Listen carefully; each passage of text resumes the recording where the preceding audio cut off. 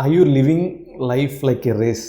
అంటే ఇప్పుడున్న ప్రస్తుతం ఉన్న లైఫ్ స్టైల్కి, ప్రస్తుతం ఉన్న కాంపిటీషన్కి ఎక్కువ పరుగులు తీస్తున్నారా? When is the last time ఎప్పుడు మీకంటూ కొంత సమయాన్ని కేటాయించుకుంది? అయితే లైఫ్ని ఇట్లా రేస్ లాగా లీడ్ చేయడం వల్ల your brain cannot stop it self. అంటే ఒక్కసారి అదొక పానిక్ మోడ్లోకి పోయిందంటే దాన్ని మళ్ళీ స్విచ్ ఆఫ్ చేయడం కష్టం.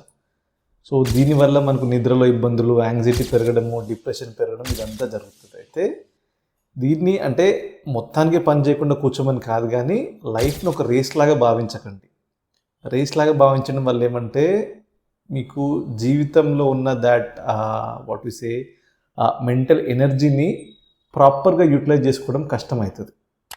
అంటే ఒక డైరెక్షన్ లేకుండా, ఒక ఏది లేకుండా మనం వెళ్తూనే ఉంటాం. So now is the time that you need to rest for your self. మీకంటూ ఒక పర్టికులర్ డే పెట్టుకోండి.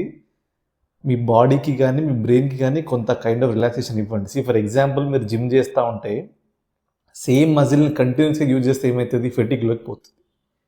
సో మళ్ళీ మనం కొంచెం రెస్ట్ ఇస్తే మజిల్ మళ్ళీ రిటర్న్ బ్యాక్ అవుతుంది. ఇన్ ఏ సిమిలర్ వే మీరు మీ బ్రెయిన్ని కంటిన్యూస్గా యూజ్ చేయడం వల్ల అది ఫెటిగ్లోకి పోతుంది. దాన్ని బ్రెయిన్ ఫాగింగ్ అంటాం. సో మళ్ళీ మీరు కొంచెం రెస్ట్ ఇస్తేనే మళ్ళీ మనకి అడిక్వేట్గా పనిచేస్తుంది. Think about it. మీరంటే ట్రై చేయండి and then let me no.